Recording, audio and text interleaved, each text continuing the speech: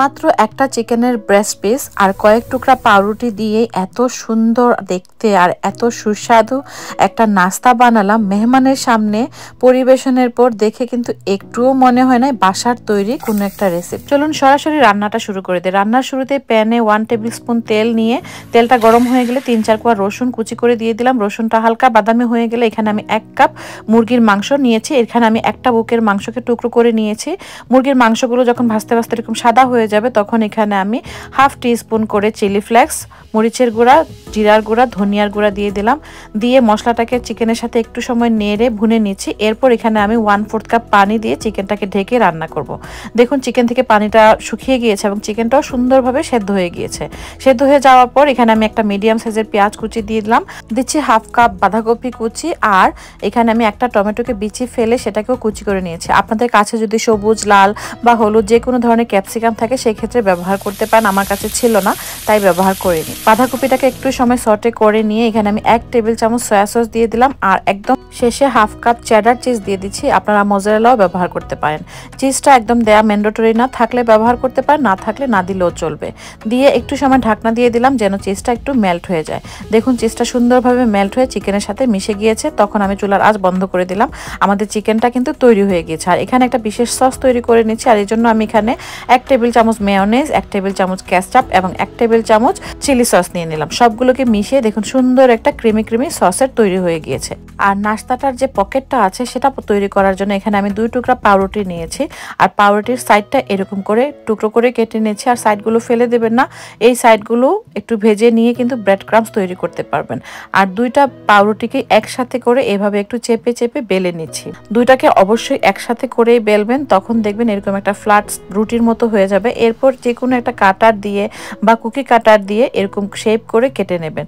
আপনারা যে কোনো স্টিলের গ্লাসের মুখ দিয়েও কিন্তু এটাকে কেটে নিতে পারেন। আমি আরও একটা পাউরুটিকে কিভাবে রুটির মতো বেলে নিচ্ছি সেটা দেখাচ্ছি। প্রথমে আমি সাইডটা টুকরো করে নিলাম, এরপর 2টা রুটি একসাথে করে এরকম করে বেলে নিচ্ছি। তখন 2টা রুটি কিন্তু একসাথে লেগে যাবে। এরপর আপনারা যে কোনো ধরনের কাটার দিয়ে এটাকে শেপ করে এভাবে কেটে নেবেন। আমি একে একে এরকম পাউরুটিগুলোকে বেলে নিয়ে বেশ কয়েকটা এরকম গোল করে শেপ করে বানিয়ে নিয়েছি। এখন একটা প্লেটে আমি কিছু ব্রেড ক্রাম্বস নিয়ে নিচ্ছি, যেটা আপনারা টোস্ট বিস্কিটের গুঁড়া ব্যবহার করতে পারেন ব্রেড ক্রাম্বসের পরিবর্তে। আর এখানে আমি 2টা ডিম ভেঙে নিচ্ছি, ডিমগুলোকে একটু ফেটে নিচ্ছি। এরপর সেই যে পাউরুটির টুকরোগুলোকে গোল করে শেপ করে রেখেছিলাম সেই পাউরুটির টুকরোগুলোকে প্রথমে এই ডিমের মধ্যে চুবিয়ে নিয়ে সরাসরি ব্রেড ক্রাম্বসের মধ্যে কোট করে নিচ্ছি। একে একে সবগুলো পাউরুটির টুকরো এরকম ডিমের মধ্যে প্রথমে কোট করে নিয়ে এরপর আমি ব্রেডের উপরে এগুলোকে গড়িয়ে নিচ্ছি। আর একে একে এগুলো সবগুলো একসাথে করা হয়ে গেলে এরপর আমি এগুলোকে ভাজতে চলে যাব। আর ভাজার পরে কিন্তু এটার আসল ম্যাজিকটা হবে। যাই হোক, একে একে সবগুলো পাউরুটির টুকরো এরকম কোটিং করা হয়ে গেলে আমি একটা প্যানে যথেষ্ট পরিমাণের তেল বসিয়ে দিয়েছি। তেলটা মিডিয়াম হাই ফ্লেমে যখন গরম হয়ে যাবে তখন আমি একটা একটা করে পাউরুটির টুকরোগুলো তেলের মধ্যে দিয়ে দিচ্ছি। আর তেলের উপরে পাউরুটির টুকরোগুলো দেওয়ার পর আমি চামচ দিয়ে একটু ঢেউ তুলে তুলে দিচ্ছি পাউরুটির টুকরোগুলোর উপর। আর এরপরেই দেখবেন কেমন সুন্দর ম্যাজিক হয়। দেখুন কত সুন্দর করে একদম ফুলকো ফুলকো পোয়া পিঠার মতো বা তেলের পিঠার মতো এই পাউরুটির টুকরোগুলো ফুলে ফেপে উঠছে। যেহেতু এখানে 2 টুকরো পাউরুটিকে জোড়া লাগানো হয়েছে, তখনই যখন তেলে দেয়া হয়েছে এই 2 টুকরো পাউরুটিগুলো এরকম সেপারেটলি হয়ে এরকম সুন্দরভাবে ফুলে উঠেছে।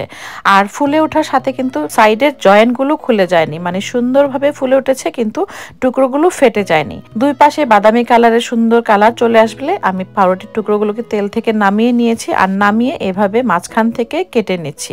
আর দেখুন কত সুন্দর করে পকেটের মতো এরকম একটা তৈরি হয়ে গেল। এখন পাউরুটির টুকরো দিয়ে তৈরি করা এই পকেটের মধ্যে সসটা যে বানিয়ে রেখেছিলাম প্রথমে সেই সসটা এরকম গায়ে লাগিয়ে নিচ্ছি। এরপর আমি কিছু লেটুসের পাতা দিয়ে দিচ্ছি। আমি ছোট ছোট যে লেটুসের পাতা আছে সেটা দিয়ে দিচ্ছি। আপনারা যে কোনো ধরনের সালাদের পাতা ব্যবহার করতে পারেন কিংবা শসার টুকরোও কিন্তু দিয়ে দিতে পারেন, সেটা সম্পূর্ণ অপশনাল। এরপর যে চিকেনটা আমরা তৈরি করে রেখেছিলাম সেই চিকেনের থেকে অল্প অল্প এরকম করে দিয়ে উপর থেকে আবারও সেই সসটা দিয়ে দিচ্ছি। একে একে এরকম সবগুলো পাউরুটির পকেটকে আমি এরকম সস দিয়ে ফিল করে নিয়ে চিকেনের টুকরোগুলো দিয়ে সুন্দরভাবে এরকম ফিল আপ করে নিচ্ছি। আর উপর থেকে আবারও একটু সস দিয়ে দিচ্ছি। আর দেখুন কতটা সুন্দর লাগছে পাউরুটির পকেটটা। পাউরুটির পার্সেল বা পকেট যাই বলুন না কেন, দেখতে কিন্তু অনেক সুন্দর হয় এই নাস্তাটা, আর খেতে তো খুবই বেশি সুস্বাদু। বিকেলের নাস্তায় মেহমান আসলে কিংবা আপনাদের বাচ্চাদের টিফিনের জন্যও কিন্তু একদম পারফেক্ট একটা রেসিপি। যে কোনো পার্টিতে স্টার্টার হিসেবেও কিন্তু রাখতে পারেন সুন্দর এই রেসিপিটি। কেমন লেগেছে আজকের এই সহজ রেসিপি অবশ্যই লাইক এবং কমেন্ট করে জানাতে ভুলবেন না। রেসিপিটি যদি ভালো লাগে শেয়ার করার অনুরোধ রইল।